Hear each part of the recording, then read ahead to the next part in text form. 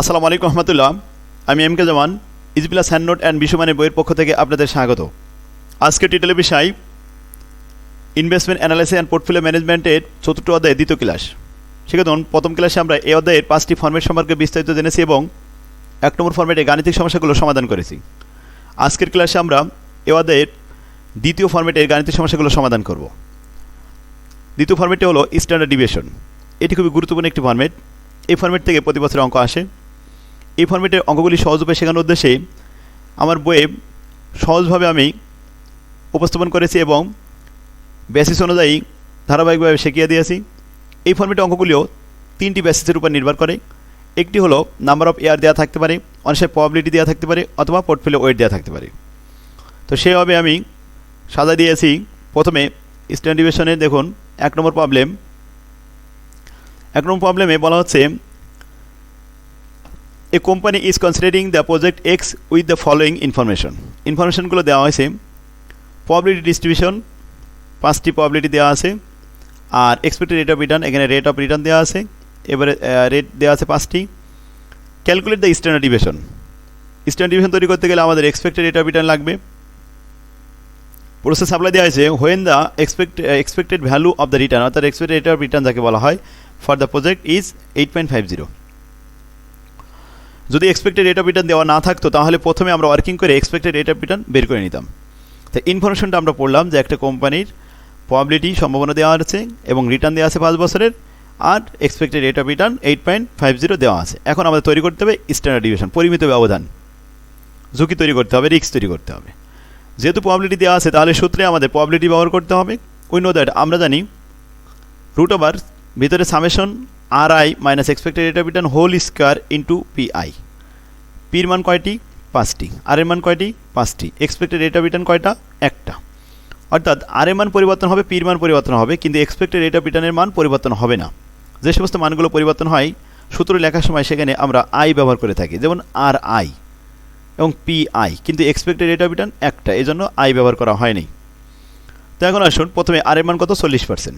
লেখা হলো 40% minus expected rate of return 8.5%, 8.5% whole square into P I. প্রথমটা P I কত? 0.10। সামেশন মানে প্লাস, এবার প্লাস দেওয়া হলো। দ্বিতীয় 10% মাইনাস 8.5% হোল স্কোয়ার ইন্টু 0.2। তৃতীয়টা আছে 0% মাইনাস 8.5% হোল স্কোয়ার ইন্টু 0.10। চতুর্থ আইটেম এটা ছিল 5% minus 8.5% whole square into 0.2, 15% minus 8.5% whole square into 0.1। এরপরে ব্র্যাকেটের ভিতরে সব কাজগুলো আমরা করলাম। এখানে 40 থেকে 8.5 বাদ দিয়ে হোল স্কোয়ার করে নিলাম, তাতে আসলো 41 থেকে 8.5 বাদ দেওয়ার পরে 31.5, এটারে হোল স্কোয়ার করার পরে আসছে 0.10 দিয়ে গুণ করে 99.225। ঠিক আছে, দেখুন ক্যালকুলেশনগুলো আপনারা করতে পারবেন। এটা ক্যালকুলেশন করে আমরা পেয়েছি রুট ওভারের ভিতরে 113.575, এটা যোগ বিয়োগ করে পেয়েছি। এটাকে রুট করলে আসে 10.66%। এটাই অ্যান্সার। তাহলে আশা করি আপনারা বুঝতে পারছেন দ্বিতীয় ফর্মেটের প্রথম অঙ্ক হোয়েন গিভেন প্রবাবিলিটি, যখন প্রবাবিলিটি দেওয়া ছিল। যদি নাম্বার অফ ইয়ার দেওয়া থাকতো তাহলে নাম্বার অফ ইয়ার দিয়ে আমরা ক্যালকুলেশন করতাম। এখানে 3টি মান দেওয়া হয়েছে। দেখুন বলা হচ্ছে mister Henry can invest is in high-bull stock and slower stock. His projection of the return on these the two stock are as follow. নিচে দেওয়া হলো দুটো স্টক, একটা হলো high bull stock and slower stock. Probability, এখানে প্রবাবিলিটিগুলো দেওয়া হয়েছে। রিসিশন, নর্মাল, বুম। রিসিশন হচ্ছে ডাল সিজন, নর্মাল হলো স্বাভাবিক জেনারেল, আর বুম হলো ভালো অবস্থা। যখন ভালো অবস্থা হয় তখন আমাদের এখানে লাভ হয় হাইবুলে 15.40, নর্মালি 9.20, আর রিসিশন যখন ডাল সিজন খারাপ অবস্থা যায় তখন -2.00%, মানে 2% লস হয়। এটা হাইবুল স্টকের ইনফরমেশন। এবার সোলোবারের প্রথমে রিসিশন ডাল সিজনে 5% লাভ হয়, নর্মালি 6.20, আর সর্বোচ্চ হাই যখন বুম হয় তখনও 7.4 বেশি যায় না। এটা এভারেজ মান। এখানে পার্সেন্টেজ দেওয়া আছে ব্র্যাকেটে, তার মানে এটা পার্সেন্টেজ আকারে দেওয়া আছে। প্রবাবিলিটিগুলো দেওয়া আছে এখন প্রশ্ন করা হচ্ছে calculate the expected rate of return of each stock. যেহেতু প্রবাবিলিটি আছে তাহলে এক্সপেক্টেড রেট অফ রিটার্ন আমরা 1 নম্বর ফর্মেটে যেটা শিখেছি সেই সূত্র ব্যবহার করব। এক্সপেক্টেড রেট অফ রিটার্ন সমান সমান সামেশন RI ইন্টু PI। তাহলে কয়টা প্রবাবিলিটি আছে? 3টা। আর আছে কয়টা? 3টা। তো হাইবুল যখন আসবে তো হাইবুলের জন্য আমরা লিখলাম RI PI, এখানে R1 P1, R2 P2, R3 P3, 3টে মান এখানে ক্যালকুলেশন করে 7.33%। 16 বার স্টকে R1 P1, R2 P2, R3 P3, 3টে মান এখানে ক্যালকুলেশন করে পেয়েছি 6.008% অ্যান্সার। 2 নম্বর প্রশ্ন calculate the standard deviation of Returns on the east stock. প্রত্যেকটা স্টকের স্ট্যান্ডার্ড ডিভিয়েশন দেখাতে হবে। এখন স্ট্যান্ডার্ড ডিভিয়েশন দেখাতে হবে যেহেতু প্রবাবিলিটি আছে তাহলে সূত্র হবে সামেশন রুট ওভারের ভিতরে summation RI into expected rate of return whole square into PI। মানগুলো বসালাম। প্রথমে হাইবুলের জন্য -2% লেখা হলো -2%। এক্সপেক্টেড রেট অফ রিটার্ন হাইবুলের জন্য কত? 7.33। 7.33 whole square into probability 0.25 plus 9.20 minus 7.33 whole square into 0.6। এই 0.6 আমরা প্রবাবিলিটি এখান থেকে নিয়েছি আর লাস্ট এটা 0.15। 15.40% minus 7.33% whole square into 0.15। Calculation করে আমরা যা পেয়েছি এখানে আমরা গুণ করে যোগ করে দেখলাম যে 33.63 আসে। এটাকে রুট করলে আসে কত? 5.80%। এটাই ছিল আমাদের ফলাফল। তো আশা করি স্ট্যান্ডার্ড ডিভিশন বুঝতে পারছেন। এরপরে আসুন number 3 C number calculate the coefficient of variation and correlation between the return on the two stock. দুইটা স্টকের মধ্যে রিলেশন কোএফিসিয়েন্ট অফ কোরিলেশন দেখাতে দেবে। তাহলে কোভেরিয়েন্স অ্যান্ড কোরিলেশন দুটোই দেখাতে, কোভেরিয়েন্স আগে বের করতে তারপরে কোরিলেশন বের করতে হবে। প্রথমে আসুন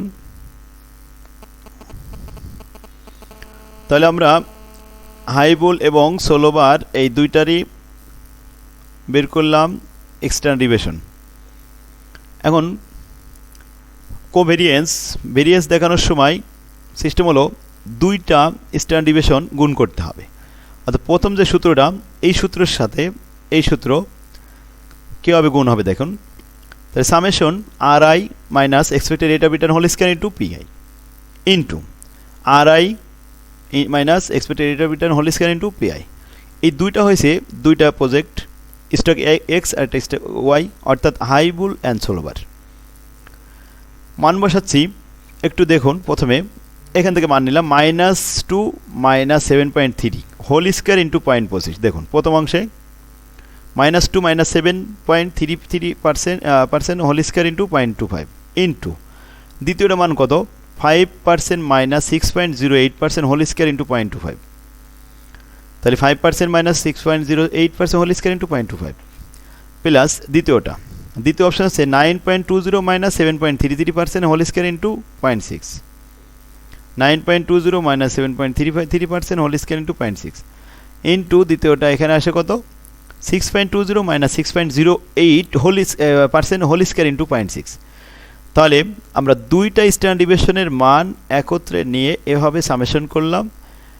তো আমরা এগুলো ক্যালকুলেশন করলাম, মাইনাস করে স্কয়ার করে নিলাম। ক্যালকুলেশন করার পরে যেটা হয়েছে এটা আমাদের ভেরিয়েন্স হয়েছে কত? 2.84% কোভেরিয়েন্স। এবার এটাকে কোরিলেশন বানাতে, রিলেশন কখনো অনের উপরে যাবে না। তো কোরিলেশনের সূত্র covariance divided by standard A into standard B. Covariance কত বের হয়েছে? 2.84। আর স্ট্যান্ডার্ড এ আর স্ট্যান্ডার্ড বি উপরের রিকোয়ারমেন্টে দেখুন এই যে 5.80 আর এটা হলো 0.75। তো আমরা নিচে লিখলাম 5.80 ইন্টু 0.75। নিচেই আগে গুণ করে নিলাম, নিয়ে 2.84কে ভাগ করে দেখলাম 0.653 আসে। এটাই কোরিলেশনের অ্যান্সার। তো আমাদের কোএফিসিয়েন্ট কোরিলেশন কোভেরিয়েন্স দেখানো হয়ে গেল। তাহলে আমরা 2 নম্বর প্রবলেমে 3টে রিকোয়ারমেন্ট শিখেছি। এরকমই প্রশ্ন আসবে, এর বাইরে আর প্রশ্ন আসবে না। তো শুধুমাত্র হয়তো ফিগারটা চেঞ্জ থাকতে পারে। যেমন এখানে বুম উপরে দেওয়া আছে, রিসিশন মাঝে দেওয়া আছে, নর্মাল তারপরে দেওয়া আছে, একই অঙ্ক, শুধুমাত্র একটু কাঠামো চেঞ্জ করা হয়েছে। এরপরে এখানে 4টি মান দেওয়া আছে, 4টা বছরের স্টক এ আর স্টক বির এভারেজ করতে হবে। এখানে স্ট্যান্ডার্ড ডিভিয়েশন পরিমিত ব্যবধান দেখাতে হবে। এটাও আবার কোভেরিয়েন্স করতে হবে এবং কোরিলেশন দেখাতে হবে। কোভেরিয়েন্স আর কোরিলেশন এই অঙ্কগুলো বেশি আসে। তো স্টক এক্স এবং ওয়াই এটাও অনেকবার আসছে। 5 নম্বর প্রবলেম, এটা আজকে আপনাদের হোমওয়ার্ক থাকবে।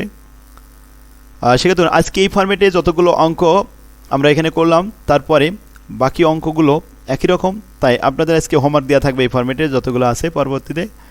তো আপনারা যারা এখন পর্যন্ত বইটা সংগ্রহ করতে পারেননি, তারা আমাদের সাথে যোগাযোগ করে অনলাইনে আপনারা সুলভ মূল্যে বইটা সংগ্রহ করে নিন। স্ক্রিনে আমার যে নাম্বারটা দেওয়া আছে, নাম্বারে যোগাযোগ করে এখান থেকে কুরিয়ার সার্ভিসের মাধ্যমে বইটা নেবেন। বই পৌঁছাতে বেশি সময় লাগবে না, কুরিয়ার করে দিলে মাত্র 24 ঘন্টায় বই পৌঁছা যাবে ইনশাল্লাহ। তো সেক্ষেত্রে 18 সালে এসেছে এটা। এখানে এক্সপেক্টেড রেট অফ রিটার্ন দেওয়া আছে, স্ট্যান্ডার্ড ডিভিশন দেওয়া আছে। আমাদের পোর্টফোলিও স্ট্যান্ডার্ড ডিভিশন বের করতে হবে, জাস্ট শুধুমাত্র পোর্টফোলিওটা 0.5 দিয়ে গুণ করে দিলে অ্যান্সার। তো এটা করবেন পোর্টফোলিও স্ট্যান্ডার্ড ডিভিশন সহ। তো আজকে আমাদের 2 নম্বর ফরম্যাটের গাণিতিক সমস্যাগুলো শেষ করলাম। আজকে ক্লাসে আমরা এ পর্যন্তই। এখন আপনাদের হোমওয়ার্ক থাকবে এগুলো, আজকের ভিতরে এইটা হোমওয়ার্ক করে কমপ্লিট করবেন। যেদিন যে ফরম্যাটটা দেখবেন সেদিন সেই ফরম্যাটটা শেষ করবেন, শেষ করে কমপ্লিট করে তারপরে অন্য ফরম্যাট শুরু করবেন। তাহলে আপনাদের মনে রাখতেও সুবিধা হবে আর অঙ্ক চিনতে সুবিধা হবে। সেক্ষেত্রে পরীক্ষার প্রশ্নপত্রে যদি অঙ্ক ভালোভাবে চেনা যায় কোন অধ্যায়ের কোন ফরম্যাটে অঙ্ক, তাহলে এই সূত্রও মনে পড়ে এবং খুব সহজভাবে নির্ভুলভাবে অঙ্ক করা সম্ভব হয়। আর তখনই A+ পাওয়া আপনার জন্য খুবই সহজ হয়ে যাবে। এলোমেলোভাবে পড়লে ছাত্রদের মাথায় থাকে না, আর তখন পরীক্ষার সময় সূত্রগুলো মনে পড়ে না। তাই ছাত্রদের কথা মাথায় রেখে খুব সহজভাবে ফরম্যাট আকারে আমি ইজি+ নোট তৈরি করছি এবং আমি প্রত্যেকটা সাবজেক্ট লিখেছি। তো আপনারা থিওরিগুলো অনেক সুন্দরভাবে ফরম্যাট আকারে দিয়েছি, আর প্রত্যেকটা সালের প্রশ্ন আমি সুন্দরভাবে উপস্থাপন করেছি। তো সেগুলো দেখবেন। সেক্ষেত্রে তাহলে আপনারা যারা এখনও পর্যন্ত বইগুলো সংগ্রহ করতে পারেননি, তারা আমাদের সাথে যোগাযোগ করে নিন। আর 4th ইয়ারের জন্য 4th ইয়ারে মাত্র 9টা বই আমরা একসাথে নিলে 1250 টাকার মধ্যে ইনশাল্লাহ দিতে পারবো, খুব তার থেকে কমে দেওয়ার চেষ্টা করব। তো সেক্ষেত্রে তাহলে আজকের ক্লাস আমাদের এখানেই শেষ হলো। আল্লাহ হাফেজ, আসসালামু আলাইকুম রহমতুল্লাহ।